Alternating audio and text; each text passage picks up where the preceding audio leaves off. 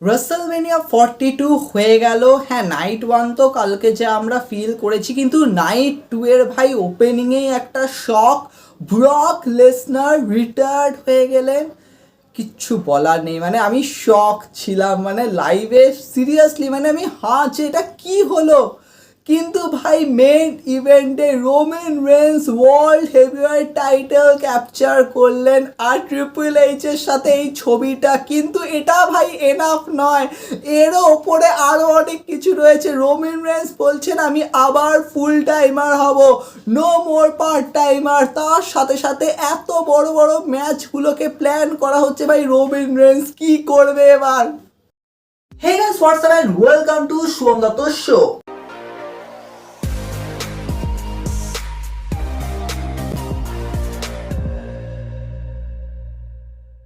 So guys, এই এপিসোডে আমরা রাসেলমেনিয়া 42 নাইট 2 কে নিয়ে ডিসকাস করব। হ্যাঁ, কালকে নাইট 1 কে নিয়ে ডিসকাস করতে গিয়ে ভাই আমার পুরো মাথা খারাপ হয়ে গেছিল সিরিয়াসলি। একে তো সকাল সকাল দেখেছি, তার মাঝখানে এমন একটা মানে মেন ইভেন্ট, তো ডেফিনেটলি মানে মাথা গরম তো করিয়েছে। তার সাথে সাথে ম্যাচগুলো, হ্যাঁ নাইট 2 ম্যাচও খুব ভালো তো ছিল না, মানে সময় দেবই না এরকম, সুপারস্টাররা সময় পাবে না এরকম হয়ে গেছে। কিন্তু সিরিয়াসলি ভাই নাইট ওয়ানে যা হয়েছে ভাই, কালকে রাতে আমি দেখছি বেশ কিছু রিপোর্ট এসছে।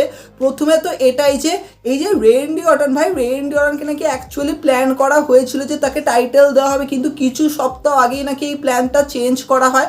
আর কোডিকে এই যে পেটানো হয়েছে, মানে রেন্ডি অর্টন যে পিটিয়েছেন, অ্যাকচুয়ালি এখন কোডি মেডিকেলি ক্লিয়ার নয়, মানে দেখানো হচ্ছে। আর কোডিকে নাকি অনেক শো থেকেও সরিয়ে নেওয়া হয়েছে। এই যে ডব্লিউডাব্লিউইর যে ইভেন্ট হয় যেখানে ফ্যান্সরা মিট করে, সেখান থেকেও কোডিকে সরিয়ে নেওয়া হয়েছে। তাহলে কথা হচ্ছে, তাহলে কোডি কি মানে টাইটেল রিলিঙ্কুইশ তো অবভিয়াসলি করবে না, যদি করতে হতো তাহলে মানে কেন, মানে এরকম সিনারি হয়ে গেছে। আর সবাই বলছে তাহলে রেন্ডি অর্টন জিতলো না কেন। ইভেন এই যে প্যাট ম্যাকাফির যে ড্রামাটা, না প্যাট ম্যাকাফি তো আর আসবে না, কিন্তু প্যাট ম্যাকাফিকে রাসেলমেনিয়া 43 আর এবছরের সামার স্ল্যামের জন্য নাকি অ্যাডভার্টাইজ করা হয়েছে। তাহলে প্যাট ম্যাকাফিকে কীভাবে আনা হবে? উনি তো বলেছিলেন যে যদি রেন্ডি অর্টন 15 টাইম চ্যাম্পিয়ন না হয় তাহলে তোমরা আমাকে কখনো কোনো রেসলিং শোতে দেখতে পাবে না। আর উনি সেটা অ্যাকসেপ্টও করেছেন। তো এখানে ভাই প্যাট ম্যাকাফিকে কেন ইউজ করা হচ্ছে? কিন্তু অ্যাকচুয়ালি নাকি প্যাট ম্যাকাফির জায়গায় নাকি অ্যালেস্টার ব্ল্যাককে ইউজ করার নাকি প্ল্যানিং ছিল। ইভেন অ্যালেস্টার ব্ল্যাক আর রেন্ডি অর্টনে আমরা সেই সময় ড্রামাও দেখেছিলাম। কিন্তু না ভাই, এখানে প্যাট ম্যাকাফিকে এই কারণে ঢোকানো হয়েছে যাতে নাইট ওয়ানে টিকিট সেল যাতে হয়। আর কি বলবো, এই 25% ডিসকাউন্ট, সিএম পাঙ্কের ওপর শট নেওয়া, পুরো জিনিসটা ওইভাবেই প্ল্যান করা হয়েছিল। এবার প্যাট ম্যাকাফিকে সরাতে হবে, তাই জন্য রেন্ডি অর্টন হারলেন, রেন্ডি অর্টন ফিউরিয়াস হলেন, কোডিকে ওড়ালেন। এবার রেন্ডি অর্টনের ওপর এখন মেজর ফোকাস রয়েছে। ভাই উনি কি তাহলে সত্যিই টাইটেল ক্যাপচার করছেন সেটাই দেখার। কিন্তু যদি আমরা গাইস নাইট 2-তে চলে আসি, ভাই নাইট 2 ডেফিনেটলি শুরুই হলো ওবা ফেমি ভার্সেস ব্রক লেসনারের ম্যাচকে দিয়ে। আর এই ম্যাচটা প্রডিউস করেছেন পল হেমেন। হ্যাঁ, পল হেমেন রোমান রেন্স আর সিএম পাঙ্কের ম্যাচেও নাকি প্রডিউসার ছিলেন। কিন্তু ভাই এই ম্যাচটা ভাই সিরিয়াসলি আমি তো পুরো শক যে ভাই হ্যাঁ ওবা ফেমি ব্রক লেসনারকে হারালেন। আর রিপোর্ট এরকম এসছে ভাই ব্রক লেসনার হ্যান্ড পিক করেছেন ওবা ফেমিকে, মানে উনি চেয়েছিলেন ভাই ওবা ফেমিকেই আমি ফেস করবো। আর সত্যি তার মানে এইভাবেই ব্রক লেসনারের ডিসিশনটা ছিল যে ভাই আমি এইভাবে ওবা ফেমির কাছে হারবো। মানে ভাবো ওবা ফেমি যেরকমভাবে ব্রককে হারিয়েছে, মানে ডেফিনেটলি ভাই ওনাকে কত বড় স্টার বানানো হচ্ছে। মানে ড্রু ম্যাকিন্টার যেমন ব্রককে হারিয়েছিল, মানে ওর থেকেও ওপর লেভেলে ভাই ওবা ফেমি ডেলিভার করেছে। কিছু বলার নেই ভাই, ওবা ফেমি ব্রক লেসনারকে হারালেন। আর ব্রক লেসনার তারপরে সব খুলে ফেললেন, গ্লাভস বুট খুলে উনি ডান হয়ে গেলেন ভাই এই বিজনেস থেকে। ব্রক লেসনার অফিসিয়ালি রিটায়ার্ড হয়ে গেলেন। ভাই ভাবতে পারছি না এরকম কিভাবে এই ডিসিশনটা আসলো। এটা কি ব্রক লেসনারের ডিসিশন ছিল নাকি সবার ডিসিশন ছিল যে ভাই হ্যাঁ রাসেলমেনিয়াকে উদ্ধার করতে হলে এইটাকেও করতে হয়, মানে বলি দিতে হবে এরকম। এবার ব্রক লেসনার গুন্থারের ম্যাচ হলে খুবই আজব হতো। আমার তো মনে হচ্ছে ভাই ব্রক লেসনার চায়ও নি যে ভাই গুন্থারকে ফেস করতে, কারণ গুন্থার অলরেডি অনেক কিছু পেয়ে গেছে, তো ওবা ফেমি পায়নি। ওবা ফেমিকে সুযোগ দিতে হবে, তাই জন্যই ব্রক লেসনার অ্যাকসেপ্ট করেছেন, ব্রক লেসনার পিক করেছেন ওবা ফেমিকে।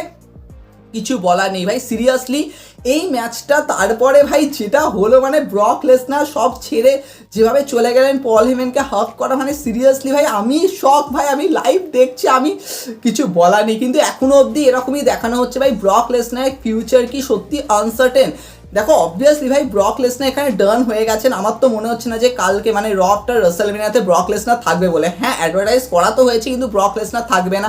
ব্রক লেসনারকে হয়তো অ্যাড্রেস করা হবে, মানে পল হেমন অ্যাড্রেস করতেই পারেন যে ভাই ব্রক লেসনার ডান হয়ে গেছেন বা কি হতে চলেছে সেটা দেখার। কিন্তু ডেফিনেটলি ভাই ব্রক লেসনার ওভার ফেমি কিছু বলার নেই, মানে সিরিয়াসলি আমি শক সিরিয়াসলি। কিন্তু এরপরে যদি আমরা চলে আসি আইসি টাইটেলের ল্যাডার ম্যাচে, ডেফিনেটলি এই ম্যাচটা ডেলিভার করেছে। আর আমি বলবো হ্যাঁ নাইট 2তে মেন ইভেন্টকে বাদ দিয়ে যদি একটা ম্যাচ যেটা ওই রকম ফিল দিয়েছে সেটা হচ্ছে এই ম্যাচটার। এই ম্যাচে ভাই পেন্টা টাইটেল রিটেন করেছে, যেটা খুবই শকিং ছিল। এই মানুষ মানে নর্মালি আইসি টাইটেলের ম্যাচে মানে ল্যাডার ম্যাচে টাইটেল সেরকম রিটেন হয় না, যেমন ধরো 31 বলো বা 32তে, কিন্তু এখানে পেন্টা রিটেন করেছে, মানে পেন্টার টাইটেল রেনটাকে খুবই সিরিয়াসলি নেওয়া হচ্ছে, আমরা এটাই ভাববো।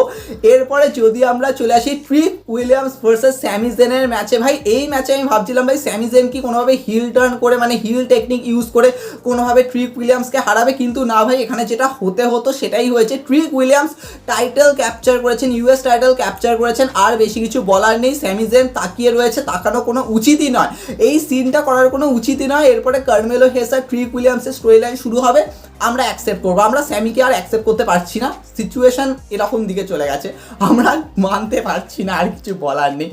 এরপরে গাইস যদি আমরা চলে আসি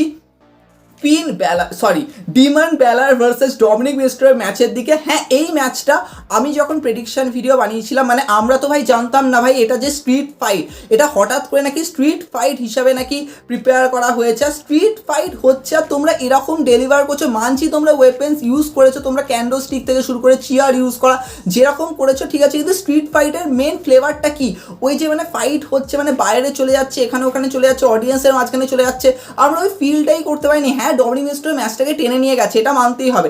ডমিনিক মিস্টার যেরকম ডেলিভার করেছে, ডিমন ব্যালারের এন্ট্রেন্স থেকে শুরু করে যেরকমভাবে এক্সিকিউশনটা হয়েছে ঠিক আছে, কিন্তু তোমরা এটাকে স্ট্রিট ফাইট বানিয়েছো যখন, তখন কিছুতে একটা স্পেশাল কিছু করো। সেম লাইক আমি এটা ড্রিউ ম্যাকইন্টার আর জ্যাকব ফাডুর ম্যাচের ক্ষেত্রেও বলেছিলাম যে ভাই তোমরা আনস্যাংশন ম্যাচ করেছো তো একটু তো কিছু স্পেশাল করো। এই ম্যাচে কোনো রুলস নেই, তো আনস্যাংশন ম্যাচ যখন তখন এমন হার্ডকোর লেভেলে করো, কিন্তু না আমরা তো ভাই রেসলিংয়ে মাথা ঘামাবোই না, এরকম ব্যাপার। সিরিয়াসলি এরকম সিচুয়েশনটাই হয়েছে, আর এই ম্যাচের ক্ষেত্রেও তাই হয়েছে। হ্যাঁ ডিমন ব্যালার জিতেছেন, ব্যাস এইটুকুনি, আর কিছু বলার নেই। এরপরে যদি আমরা চলে আসি জেড কার্গিল আর রিয়া রিপ্লির ম্যাচের দিকে, দেখো সত্যি বলতে গেলে এই ম্যাচটায় আমি বুঝে গেছিলাম ভাই বিয়াঙ্কা বেলার নেই যখন, তখন জেড কার্গিল বিয়াঙ্কা বেলার তো হবে না, তো জেড কার্গিলের কাছে টাইটেল রাখারই কোনো মানে নেই। রিয়া রিপ্লি টাইটেল ক্যাপচার করবে, উনি করলেন। ইয়োস্কাইয়ের তো এবারে কোনো ম্যাচ নেই, তো ইয়োস্কাইকে ঢোকাতে হবে। এই অ্যাঙ্গেলে করা হলো যে ইয়োস্কাই রিয়া রিপ্লির সাইডে, ব্যাস রিয়া রিপ্লি টাইটেল ক্যাপচার করলেন, ব্যাস দি এন্ড ভাই, দি এন্ড, আর কিছু নেই এরকম ব্যাপার।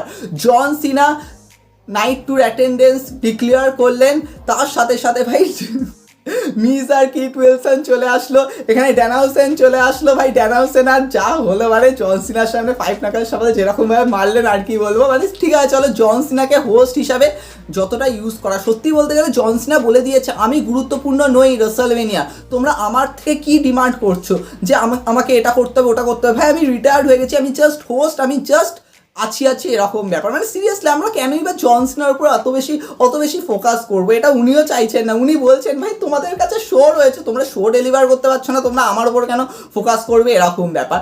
তো ভাই জন সিনাকে যেমন হোস্ট হিসাবে রাখা হয়েছে, বলবো না যে জন সিনা খুব বেশি কিছু করেছে, কিন্তু যেমন হয়েছে ভাই তেমনই হয়েছে এই মানুষটা, আর কি বলবো। কিন্তু এবার যদি আমরা চলে আসি ভাই মেন ইভেন্টে, হ্যাঁ সিএম পাং রোমান রেন্স, সত্যি বলতে গেলে এই ম্যাচে উসোসটা ছিল না, ভালো হয়েছে। রক আসেনি, ভালো হয়েছে। আমি বলবো কিছু হয়নি, সব থেকে ভালো হয়েছে। ভাই এই ম্যাচে যে টেনশনটা ছিল, যে রেশারেশিটা ছিল, আমরা লাইভ যখন এটার উপর রিয়াক্ট করছিলাম ভাই সিরিয়াসলি জিটিএসে কিক আউট, স্পিয়ারে কিক আউট, হঠাৎ করে সিএম পাং লোভ মেরে দিল, তারপরে জিটিএস কিক আউট, তারপরে যখন ওই জিটিএসটা মারলো, তারপরে যখন রোমান রেন্স যখন সিএম পাংয়ের পিঠের ওপর আসলো, মানে সিএম পাং হঠাৎ করে উল্টে গেল, আর পুরো সেম অ্যাঙ্গেল করা হয়েছে। তোমাদের মনে আছে সেই রোমান রেন্স আর আন্ডারটেকারের ম্যাচের এন্ডিংয়ে যেরকম হয়েছিল, পুরো same to same Roman Reigns আর সিএম পাংয়ের মধ্যে হয়েছে। সিএম পাং যেন মনে হচ্ছে পারছেই না, উঠতে পারছে না, আমি এমন সেল করছি ভাই, আমি আর পারছি না, এই বিজনেস তুই সামলা, এরকম যেন সিএম পাং বলছে। আর রোমান রেন্স লাস্টে গাঁত দিয়ে স্পিয়ারটা মারলেন, অ্যান্ড 1 2 3 রোমান রেন্স হয়ে গেছেন আমাদের ওয়ার্ল্ড হেভিওয়েট চ্যাম্পিয়ন। সিরিয়াসলি কিছু বলার নেই ভাই। রোমান রেন্স চ্যাম্পিয়ন হয়েছেন। দেখো সিএম পাং রিটেন করলেও আমি এতটাই খুশি হতাম, কারণ আমি সেলিব্রেট করতে চাই, কারণ কালকে আমি নাইট 1 দেখার পরে আমার সত্যি মাথা খারাপ হয়ে গেছিলো, তো আমি নাইট 2টাকে সেলিব্রেট করতে চেয়েছিলাম। তো ডেফিনেটলি ভাই রোমান রেন্স চ্যাম্পিয়ন হয়েছে, আর কিছু বলার নেই। আমরা তো ভাই অ্যাকনলেজ করেছি, ডেফিনেটলি লাইভে গেলেই দেখতে পারবে ভাই আমরা লাস্টে কী করেছি। যাই হোক, কিন্তু হ্যাঁ রোমান রেন্স টাইটেল ক্যাপচার করেছেন, আর পোস্ট শোতে ভাই যা হয়েছে, ওবা ফেমি রোমান রেন্সের নাম তুলেছে। রোমান রেন্স বলছে হ্যাঁ তুই ব্রককে হারিয়েছিস, কিন্তু এটা আমিও করেছি, তার সাথে সাথে আমি আরও অনেক কিছু করেছি, আয় না তুই দেখে নেবে এরকম।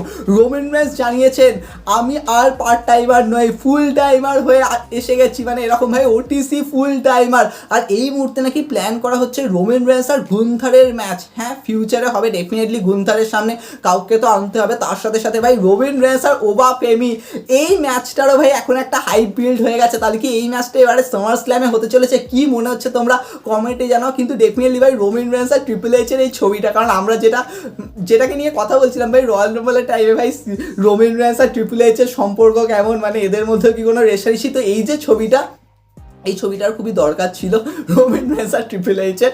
বাট হ্যাঁ নাইট 2 হয়ে গেল, এন্টার রাসেলমেনিয়া হয়ে গেল। হ্যাঁ আমরা রাত্রির বেলা নাইট 1 আর নাইট 2 প্রত্যেকটা ম্যাচকে রেট করবো আর ডিসকাস করবো যে সত্যি নাইট 1 আর নাইট 2 কি ডেলিভার করলো। দেখো এটা মানতে হবে যে ভাই রাসেলমেনিয়ার মতো হয়নি, স্পেশালি যদি তোমরা ম্যাচের লেন্থ দেখো বা ম্যাচে কীরকম পারফরমেন্স হয়েছে দেখো, ডেফিনেটলি এর থেকেও কিন্তু ভালো পারফরমেন্স ডেলিভার আমরা মানে হতে দেখেছি। লাইক তোমরা শার্লেট ফ্লেয়ার রিয়া রিপ্লি সেই সময়কার ম্যাচ বলো, ইভেন আমরা আগের বছর শার্লেট ফ্লেয়ার টিফিনের ম্যাচও কিন্তু নেক্সট লেভেলের দেখেছি, কিন্তু এবারে যেন ওই রকম ফিলই আসেনি এরকম মনে হচ্ছে। ইভেন ডিমন ব্যালার আর ডমিনিক মিস্টার স্ট্রিট ফাইট বানিয়েও তোমরা কিছু করতে পারোনি এরকম মনে হচ্ছে। তবে তোমাদের কি মনে হলো ভাই? Seriously shocking Brock Lesnar retirement আর রোমান রেন্সের টাইটেল ক্যাপচার। হ্যাঁ আমরা রাত্রিবেলা ডিসকাশন করবো, কিন্তু কালকে ভাই রফটার রাসেলমেনিয়া আছে, আমি ভাবছি রফটার রাসেলমেনিয়াও কি লাইভ করা যেতে পারে, কারণ ডেফিনেটলি ভাই এই রাসেলমেনিয়া কিন্তু বড় কিছু হবে। তবে তোমাদের কেমন লেগেছে কমেন্টে জানিও, আর হ্যাঁ আমরা তো আরও ডিসকাশন করবো, দেখা হবে নেক্সট এপিসোডে।